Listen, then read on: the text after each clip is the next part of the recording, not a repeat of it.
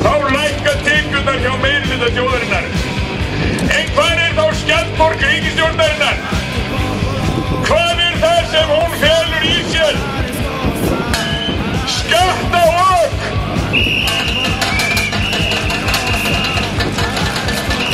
Kjararán!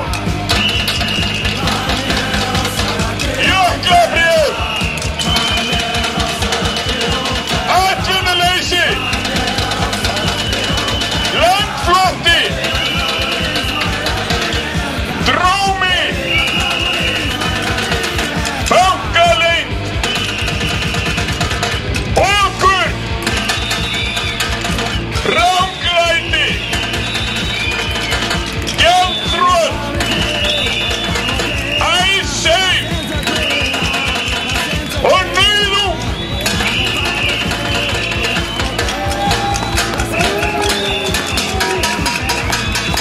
Þetta skjaldborgin sem við viljum fá heimilin?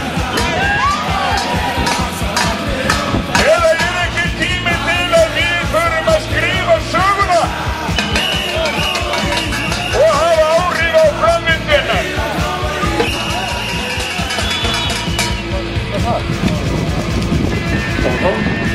Hvað þarf til að svo geti orðið? Í fyrsta lagi þá verðum við að læra af sögunni og sjá í gegnum lygina. Við verðum að horfast í augu við að það sem kom íslensku efnahagslífi á kné var gríðarlegur fjármagnsinnflutningur sem sogar arðinn af íslenskri verðmætasköpun úr landi. Það var einnig dæmalaust vaxtaokur og hin mikla einkavæðing á eigum almennings og auðlindum og markaðsvæðing sem teygir sig æ lengra inn á svið velferðarinnar.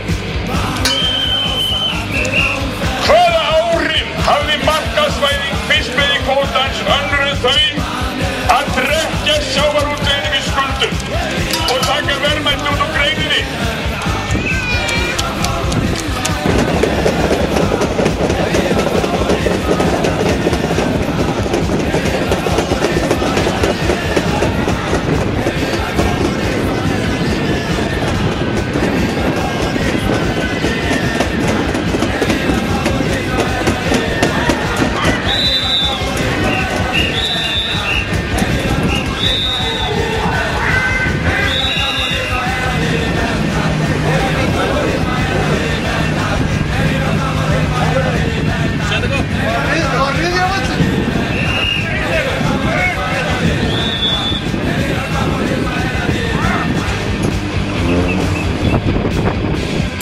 Und stressar þetta allt saman.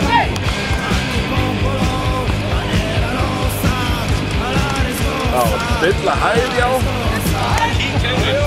Stilla hæð!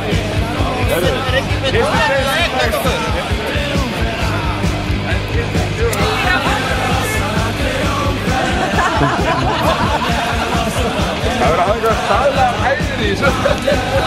Þetta flott svona. Glæsilegt.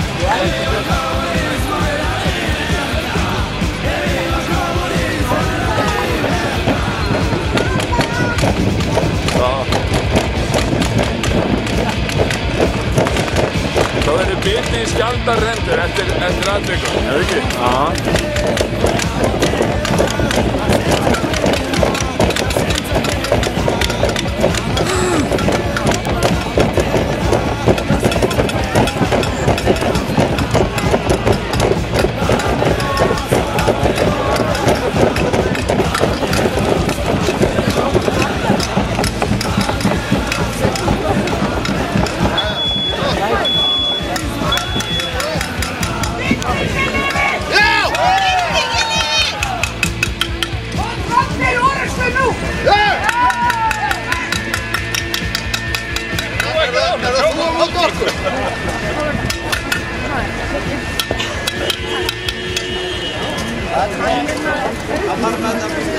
Og nú þarf við stigin léttur